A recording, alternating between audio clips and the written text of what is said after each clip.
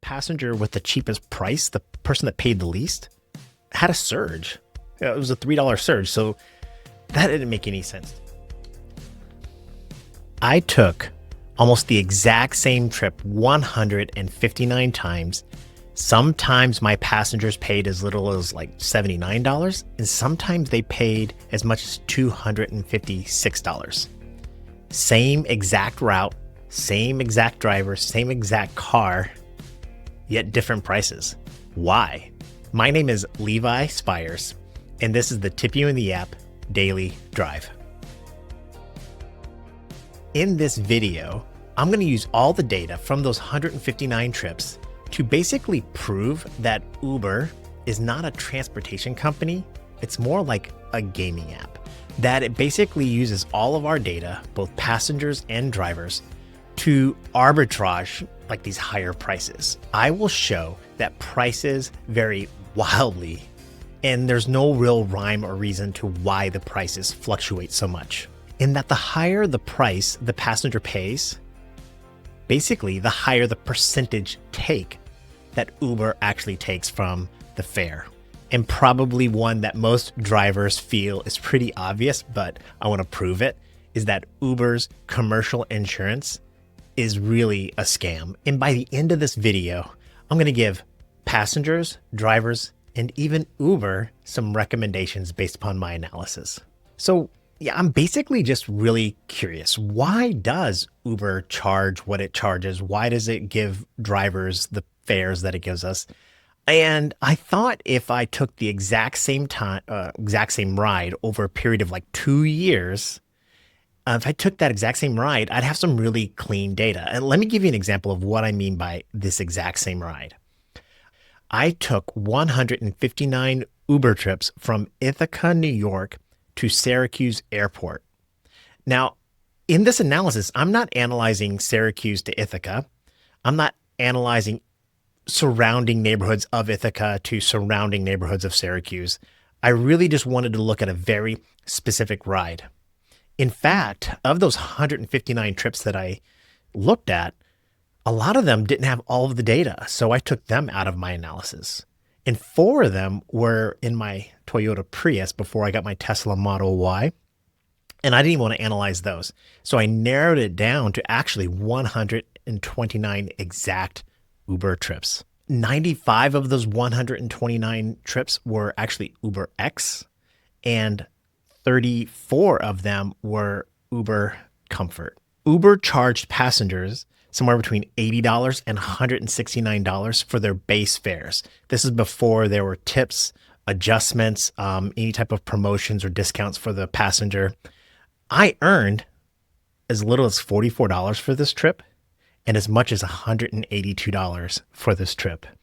Uber lost $52 one time, and they made as much as $63. And this is after taxes, after commercial insurance. The commercial insurance was somewhere between like $13 and $50. It's roughly 62 miles. They all averaged an hour and 15 minutes. Let me walk you through what this typical trip looks like. Here's the one I got paid the least. It was May of this year. I went from basically the Ithaca airport to the Syracuse airport, which basically means Ithaca's flight was canceled and somebody was panicking and they needed to get to the Syracuse airport to catch a different flight. I made $43.93, which was by far the cheapest amount that I made. There was no surge, there was no priority, there was no reservation, and it was at 6 a.m. Now, the total customer fare, this is what the passenger paid, $120. Again, I made $44. Then there was the airport surcharge. I paid $5 in benefits, $4 in TNC taxes, $2 in another black car tax. And it's not because I drive Uber Black. It's because New York has a black car fund, which is another scam of taxes. The commercial auto insurance was $19.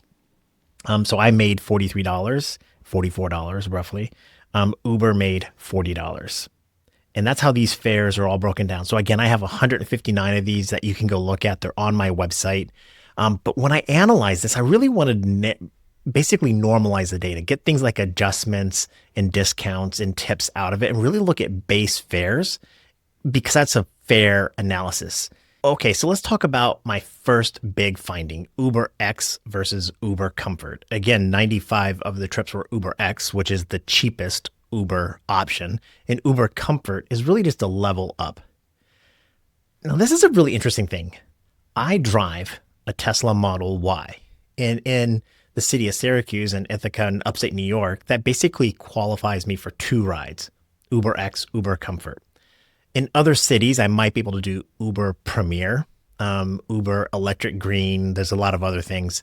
But here in Syracuse, we only have those 2 options. So, but the interesting thing from a passenger perspective is understand that your driver, you may pay for the cheapest ride, but if your driver takes your ride, they could be driving a Cadillac Escalade. They could be driving anything. It just depends. So understand that it's the same car and the same driver, and I qualify for 2 different types of rides. Okay, so 95 were Uber X trips, 34 were Uber Comfort. The average Uber X passenger paid $119. I earned $60, and Uber took $45. Now the balance went to taxes and things like that.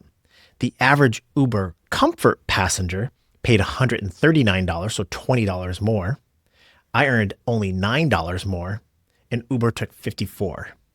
Now think about that for a second. The price went up $20 for the exact same car, the exact same whatever, and Uber took more money.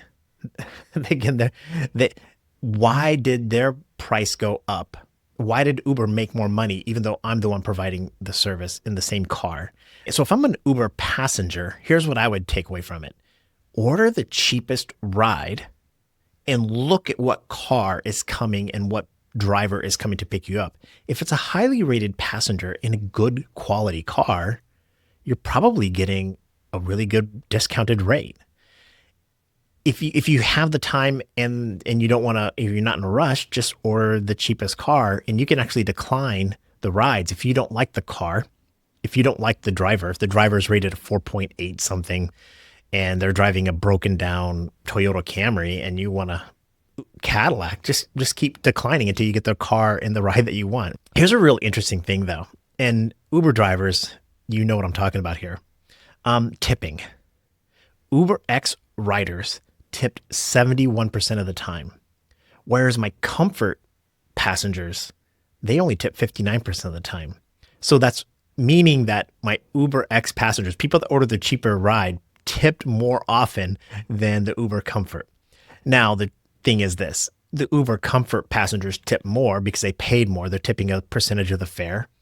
Whereas, so it's $27 versus $21 was the tip amount for Uber Comfort versus Uber X. And that was a really interesting kind of thing. And Uber drivers, you know what I'm talking about. Basically, a waitress is going to tip more than a lawyer. That's basically how it goes down. I found that to be really interesting. Finding number 2, there was no clear pattern. Time, date of season, it really didn't fluctuate the price of the ride for the passenger or the payment to me. None of the data, I should say, that was presented to me told me why Uber fluctuated the price. I expected to see patterns when it came to surges, morning rush hour or something like that. Yes, some rides at 2 a.m. paid a little bit more, but not all of them. So I couldn't find any pattern to it. Basically, the passenger with the cheapest price, the person that paid the least, had a surge. It was a $3 surge. So that didn't make any sense to me. Uber's upfront pricing, basically the big finding here, is not based upon time and distance. I mean, it kind of is. Obviously, a shorter ride is going to cost less and it's going to pay the driver less. But there's data that Uber is using coming off the passenger phone. It could be, I've heard like your battery, how much you've paid before in the past, whatever it might be. They're using data somehow, some way to get you to pay more if they can find a way to get you to pay more. And then they're using driver data to get us to accept less. So Uber is not necessarily charging based upon the urgency of the ride or any of that type of normal data that you might think they're using, time, distance, or something like that. They're using data that we don't know as a way to arbitrage, driver and passenger ignorance, which is going to kind of validate at least a little bit of my point that Uber is not a transportation company. Uber is an arbitrage company. It's like a gaming app. And that was finding number 2. Now, here's the big one, finding number 3. I think this was really amazing to me. The mystery of commercial auto insurance. So it's the identical trip, identical driver, identical car. You would think that the insurance rate would be the same. But some passengers, or sometimes the commercial auto insurance was $13. Sometimes it was as much as $50 for the trip. That makes no sense. That means that insurance is not being charged based upon the time and distance of the ride or the car type or anything like that. In fact, I went and looked at 4 other rides. Let me pull them up on the screen here. These 4 other rides were I did a 109-mile trip, a 262-mile trip, a 181-mile trip, and a 257-mile trip. And look at these commercial auto insurance rates. $42, $50, $50, and $38. The commercial auto insurance had nothing to do with time or distance. And the same thing is true with these 129 trips that I'm analyzing. Basically, what I think is happening is this.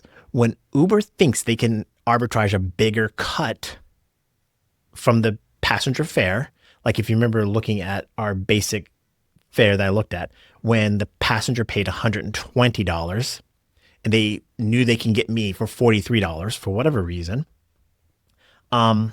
they had their commercial auto insurance at $19. It could have been $13, could have been more. But what they didn't want to show is this critical thing here. My earnings at $43, they didn't want to show that they made more than me in their profitability. So they kept it at $39.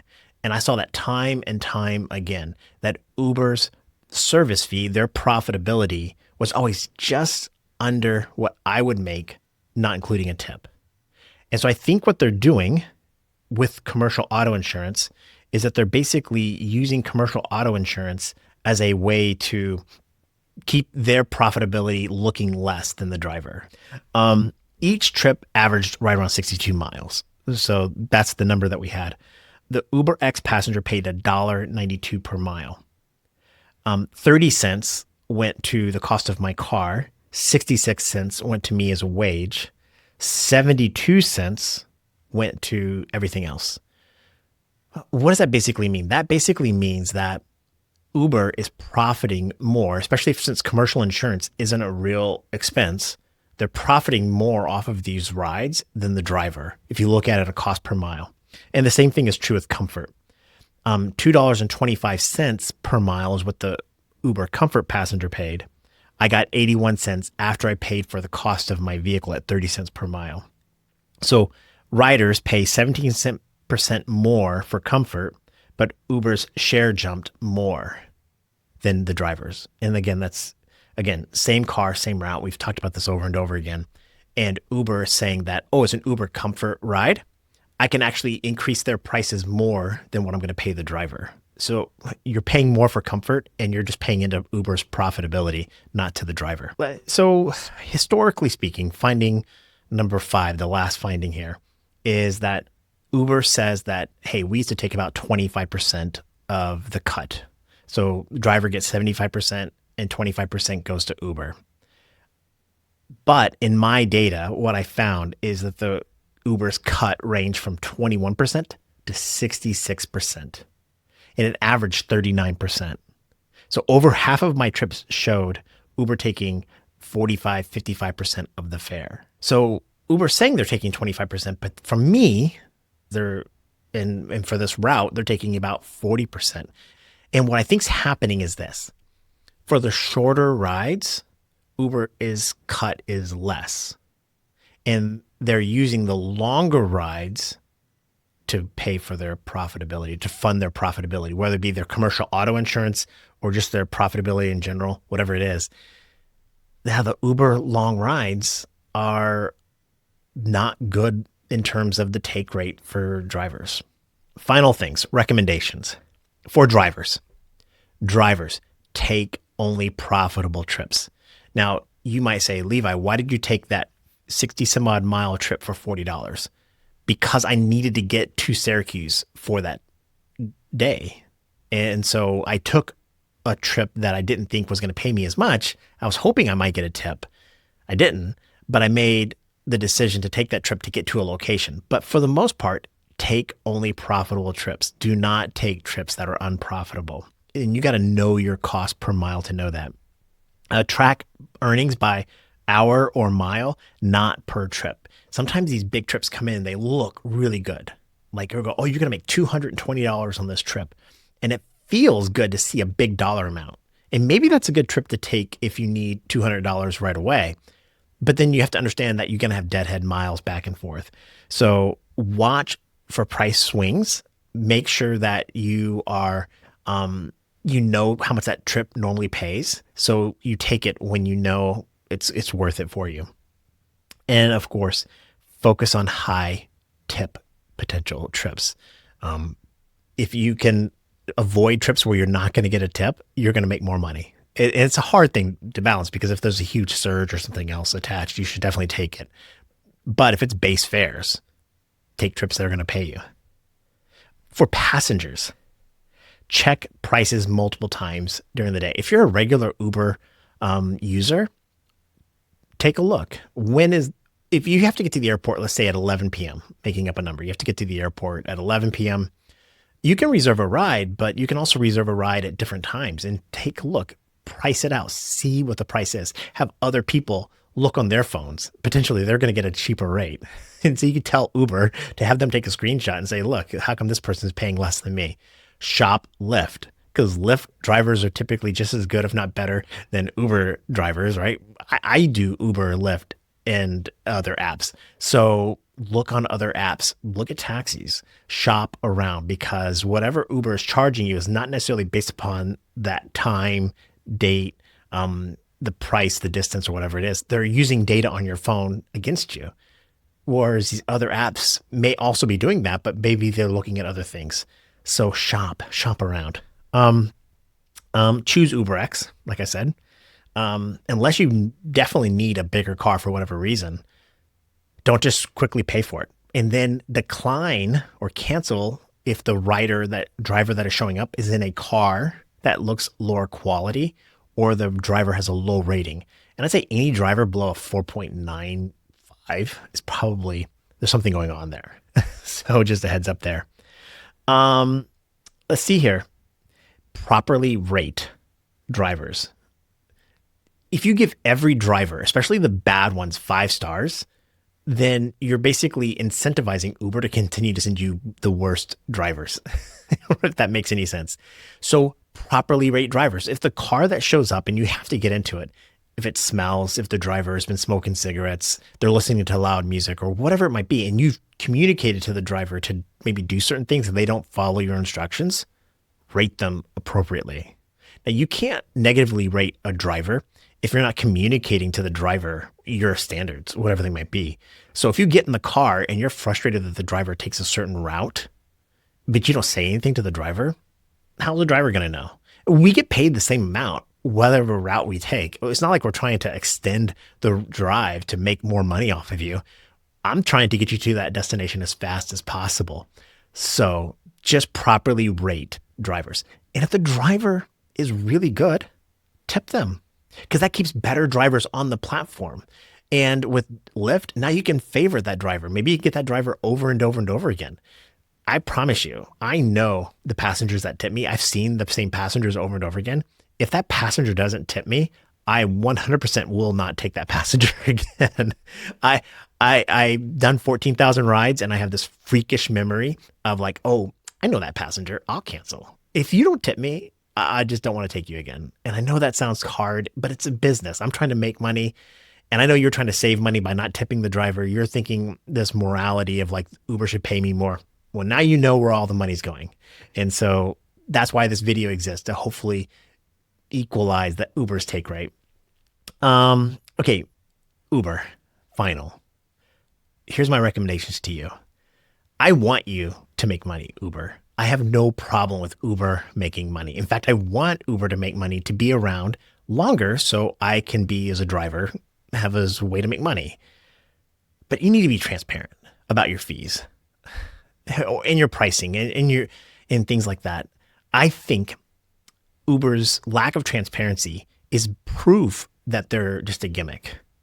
And that's not a long-term sustainable business model. And let me tell you why. Today, you're using an AI algorithm to trick passengers and to trick drivers into making decisions. But in the future, soon, drivers and passengers will have like our own algorithm negotiating on our behalf. If that makes any sense. A good example is this. Today, I go into the Uber app and I order a ride. And I'm like, is $50 a good price? I don't really know. Soon, I'm going to go into my app. I'm going to go to my phone. I'm going to say, hey, ChatGPT agent, go out and find me a ride. I need to get somewhere right away. And ChatGPT is going to negotiate and find the best ride based upon my budget, my price, the time I need to get there, my preferences for a vehicle. And so it's going to be AI versus AI. And Uber is going to lose whatever AI algorithm advantage it has right now. So there's that. I think a consistent rate card per driver is a very fair way to do this. Uber, you have, I think, highly rated drivers. I like to think I'm one of them. I think a lot of the people that watch this channel are one of them.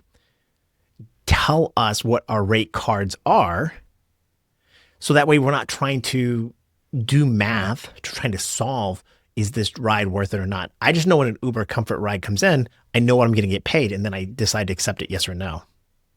But right now, you're sending me rides. There were some Uber X rides that paid more than Uber Comfort rides, and there wasn't a surge attached, and none of it made any sense. So I know that you're using a pricing economic mechanism to trick me into making a bad decision, and it's frustrating. It doesn't have to be this way. I'm not saying every driver should get paid the same. I'm saying there are drivers that are 4.7 something in really bad cars that are new to the Uber game.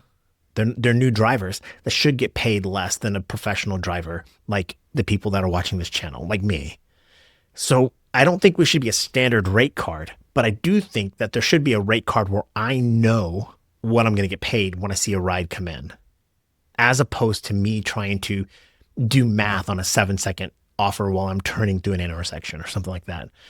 So Uber, transparency, specifically some sort of why the fees are what they are, and or a rate card, that would really be helpful. That would make me trust Uber more. That was a lot. Everybody, thank you so much for watching this podcast. Took me hours to put all this data together. In the description and on my website are all the rides. You can take a look at all of them. You can see the spreadsheets and the analysis. There's more details on my website about this trip or this experiment. Wow, thank you so much for watching. Drivers, for 2025, I want you to be safe, healthy, and happy. I want you to know that I'm cheering for you. Uber, I'm cheering for you too. And passengers, I'm cheering for you too. I hope this whole business of rideshare stays safe and healthy. Everybody, I'm cheering for you. Be well. Bye.